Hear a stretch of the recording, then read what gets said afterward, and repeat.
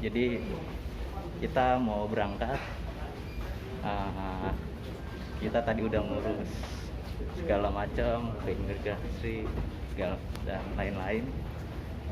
Nantikan perjalanan kita ke Jepang. Yo guys, setelah seharian ngurusin ini itu, akhirnya dapat kamar juga hotel. Oh, ya bagus guys kamarnya. Kita lihat penampakan di luar. Jos.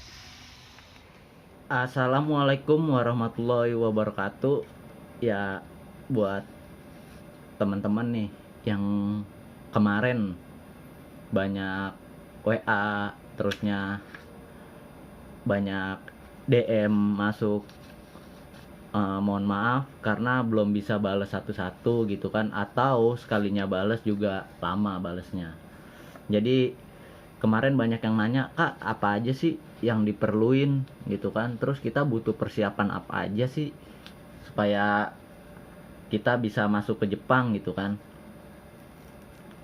Jadi pertama itu yang kita harus siapin itu aplikasi yang namanya MySOS. MySOS itu kita isi, kita lengkapin datanya, nanti sampai kita dapat yang namanya barcode. Dan kalau bisa itu langsung gimana caranya biar sampai jadi warna hijau itu. Tapi kalau misalkan kita nggak dapat warna hijau pun itu nggak masalah. Biasanya kan jadinya nanti dia ada 3 warna, merah, kuning, sama hijau. Kalau hijau nanti ketika pengurusan di bandara itu kita langsung jalan, nggak perlu nunggu atau antri apa gitu kan, itu langsung diurus gitu kan. Nah, kalau warna merah nanti kita bakalan ngikutin prosedur dulu yang namanya ngisi form. Formnya itu kayak gimana? Formnya itu kayak seperti ini nih. Formnya itu kayak gini, kayak kuesioner. Ini ada 2, ada versi Inggris sama versi Jepang bolak-balik. Terus cara dapetinnya gimana sih? Cara dapetinnya itu nanti kita bakalan dikasih di pesawat. Tuh, jadi nanti kita di pesawat itu bakalan dikasih form seperti itu. Itu sama form satu lagi ada, sama modelnya kayak begitu, itu kita isi juga. Sama nanti dapat kertas kecil model seperti ini gitu kan. Kertas kecil itu 2. Tuh, yang satunya warna kuning, yang satunya seperti ini gitu kan. Itu harus diisi di pesawat gitu kan. Nanti itu disimpan, jangan sampai hilang. Kalau kita nggak dapet, sebisa mungkin kita minta. Tuh, itu buat pengurusan ketika kita tiba di Jepang. Nah, dan perlu dicatat lagi yang kita perluin itu, yang pertama alamat kumiai kita atau alamat orang yang bertanggung jawab sama kita di Jepang. Tuh. Terusnya yang kedua itu nomor handphone. Nomor handphone Jepang itu yang aktif untuk diisi di panggilan darurat sama diisi panggilan di Jepang. Jadi itu nomor handphone itu minta sama kumiai. Tuh, jadinya orang yang bertanggung jawab sama kita itu kita kasih nomor handphonenya. Jadi nomor handphone itu nanti bakalan penting banget. Itu buat diisi di situ. Terusnya nanti pihak hotelnya juga nanyain nomor handphonenya yang bisa dihubungin, terus sama alamat emailnya yang aktif. Nah, setelah itu kita udah ngisi nih semua nih 4. Pokoknya kita nanti di pesawat bakalan dikasih 4 dokumen. Tuh, 4 dokumen. Itu kita isi semua. Kalau nggak tahu cara ngisinya, dipersiapkan dulu aja Google Translate-nya gitu, dicari. Nanti bakalan saya share juga yang lembaran yang buat diisinya gitu kan. Kecuali yang kecil. Kalau yang kecil itu 2 kita nggak bakalan dapet kecuali di pesawat doang. Dah. Setelah itu kita sampai di Bandara Narita. Setelah sampai di Bandara Narita, itu kita bakalan tes PCR. Nah, tes PCR-nya itu kita nanti harus nyiapin form tes PCR yang versi Jepang. Nanti itu websitenya juga saya kirim, ada, saya simpen. Itu harus disestempel sama pihak rumah sakit ketika kita melakukan PCR. Tuh. Nah, setelah itu nanti kita bakalan diarahkan ke arah petugas. Jadi di situ nanti kita bakalan dapat form, terusnya bakalan diajukan pertanyaan untuk hotel dan Hilti card. Modelnya seperti ini ya. Nih. Ini kita bakalan ditanyain, kamu nanti ngerokok atau enggak gitu kan, kalau yang laki gitu. Terusnya nanti ditanyain makanannya seperti apa gitu kan. Kamu nanti disuruh milih tuh makanannya yang halal, yang normal, atau vegetarian. Pokoknya ya modelnya begitu, ada 4 pilihan ya. Tuh.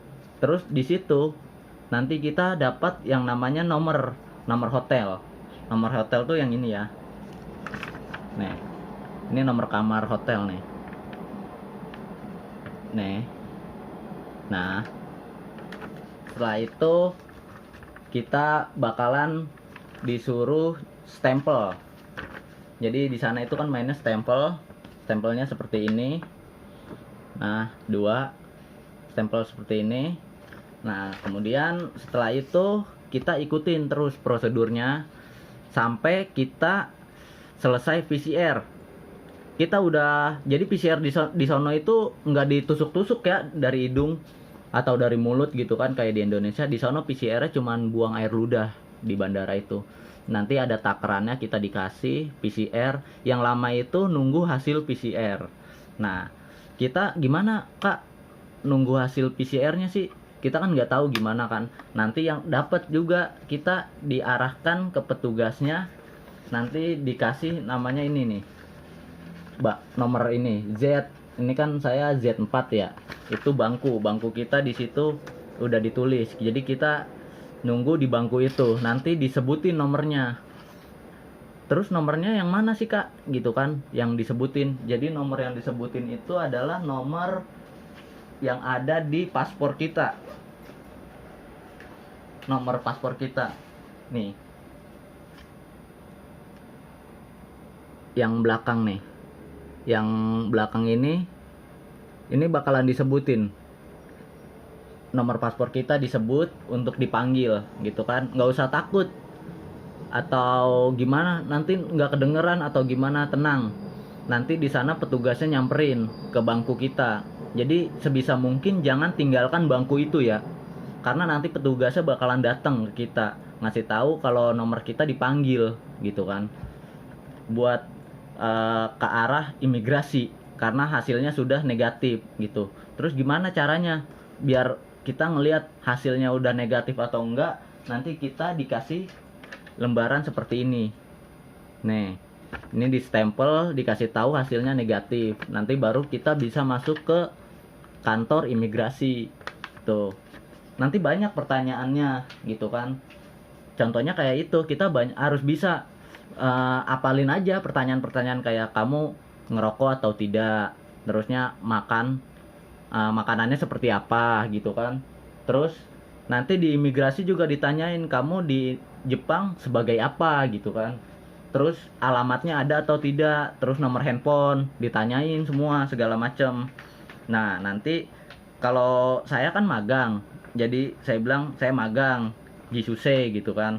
Nah nanti dikasih bukunya kayak gini. Nah ya, ini buku buat dari kantor imigrasi. Nah terus kan kita bawa juga ya hasil PCR yang ada di Indonesia. Itu nggak usah dikasih unjuk ya hasil PCR kayak gini, nggak usah diunjukin ke petugas, dia nggak bakalan nerima, tapi dia nerimanya yang versi Jepang. Mungkin itu aja sih kalau menurut saya. Habis itu nanti kita dapat yang namanya Zairio Kado. Itu KTP Jepang kan ya, di kantor imigrasi. Habis itu kita ngambil, udah dapat, kita turun ke bawah, ngambil koper. Nah, setelah ngambil koper, itu kita harus ngunjukin kertas yang kuning itu, yang dikasih dari pesawat. Di pesawat itu harus diisi, itu harus diunjukin sebelum pas ngambil koper. Nah, kemudian setelah kita menunjukkan kertas kuning itu pas ngambil koper, itu nanti kita diarahkan keluar kan oleh petugas. Nah, nanti di situ ada petugas lagi yang bakalan nanyain kita nanti bakalan di hotel apa gitu kan. Kita kan nggak tahu nih hotel apa. Nanti kita unjukin kertas yang Hilti card yang tadi gitu kan. Nanti di situ disuruh antri, suruh baris, suruh nunggu dulu. Nanti kita bakalan diarahkan keluar bandara dan dijemput oleh bis gitu.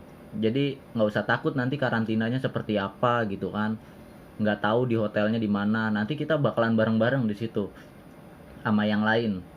Itu masuk ke bis, kita jalan dari bandara itu. Kalau saya kan di apa hotel, jadinya dari bandara Narita itu sekitar 1 jam perjalanan tuh. Setelah kita sampai di hotel, nanti kita bakalan diarahkan kembali oleh petugas hotel. Di situ kita disuruh reservasi lagi gitu kan. Kita data-data kita gitu segala macem. Itu kita unjukin aja berkas-berkas kita itu yang tadi tidak diambil di bandara. Salah satunya ya Hilti card tadi gitu kan.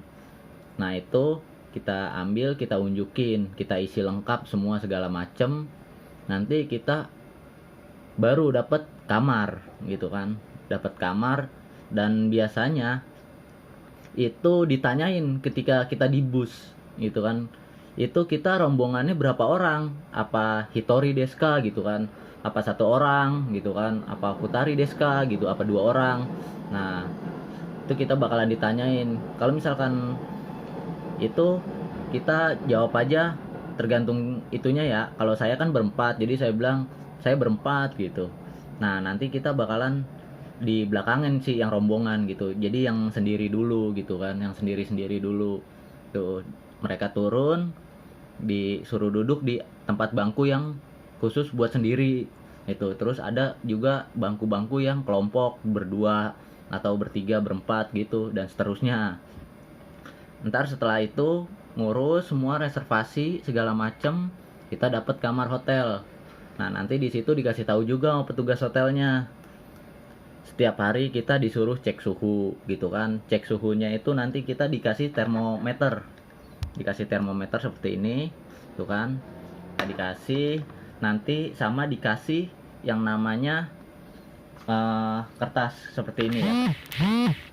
Itu bimbingan petunjuk untuk kita melakukan apa aja, terus seperti apa di hotel gitu kan. Nah, kita nggak usah takut nggak ada internet gitu kan. Nanti sama mereka disediakan internet sama passwordnya ditulis di sini gitu kan. Terus jam berapa aja sarapannya datang gitu kan. Kemudian nomor darurat ketika kita mau melakukan panggilan gitu kan. Nanti di sini petugasnya bakalan ngasih tahu ini adalah nomor darurat gitu kan, dijelasin pakai bahasa Jepang. Kalau nggak ngerti kan tinggal baca aja ya gitu. Terus satu lagi, nanti kita juga bakalan dikasih ID seperti ini di hotel. ID seperti ini sama barcode. Ini barcode-nya itu kita harus sediain yang namanya aplikasi scan QR barcode. Itu kita download, kita persiapin, itu kita scan ini barcode-nya. Nanti kita bakalan diarahkan ke website hotel itu. Jadi di hotel itu nanti kita bakalan isi namanya form juga yang dari internet. Itu ID-nya menggunakan ID yang dikasih. terus kita bakalan update status terus tiap hari. Itu tidak boleh dari jam 8 tuh, tapi tergantung sih hotelnya gitu kan. Kalau saya tidak boleh sampai jam 8 lewat, nanti bakalan ditelepon sama pihak hotel gitu kan, kamu belum melakukan update status gitu kan hari ini, tuh tolong update status, kemudian suhunya saat ini berapa gitu kan. Setelah itu nanti kita bakalan ditanyakan kembali sama pihak hotel setelah selesai karantina mau diantar kemana gitu kan. Kalau kemarin saya bilangnya di itu stasiun Tokyo, tolong diantar ke stasiun Tokyo. Cuman karena pihak Kumiai semalam ngehubungi saya, jadi saya bilang saya nggak bilang apa-apa ke pihak Kumiai, cuman pihak Kumiainya bilang kamu tunggu saja di lobi, nanti kami bakalan jemput kamu gitu kan, kamu tidak perlu kemana-mana. Jadi sebisa mungkin tanyakan juga sama pihak Kumiai sebelum kita menentukan tujuan kita. Kalau kemarin saya nggak tahu itu, jadinya saya bilang saya minta diantar ke stasiun Tokyo gitu kan. Tuh nanti jemputannya juga ada, disediakan bus lagi tuh. Tapi karena saya mau dijemput oleh pihak Kumiai, ya nanti pihak Kumiai jemput tuh. Itu perlu ditanyakan juga ya, dicatat juga itu. Terus setelah itu baru kita masuk pembelajaran mungkin ya di itu di Kumiai-nya, atau kalau yang kerja atau TG itu langsung diarahkan ke perusahaannya masing-masing gitu kan, baru mulai bekerja. Jadi mungkin itu aja dari saya. Kalau misalkan ada yang kurang jelas atau apa gitu kan, atau ada yang mau ditanyakan, bisa di WA kembali gitu kan. Tapi kalau misalkan slow respon, mohon maaf gitu kan. Ya kurang lebihnya akhir kata mohon maaf. Wassalamualaikum warahmatullahi wabarakatuh.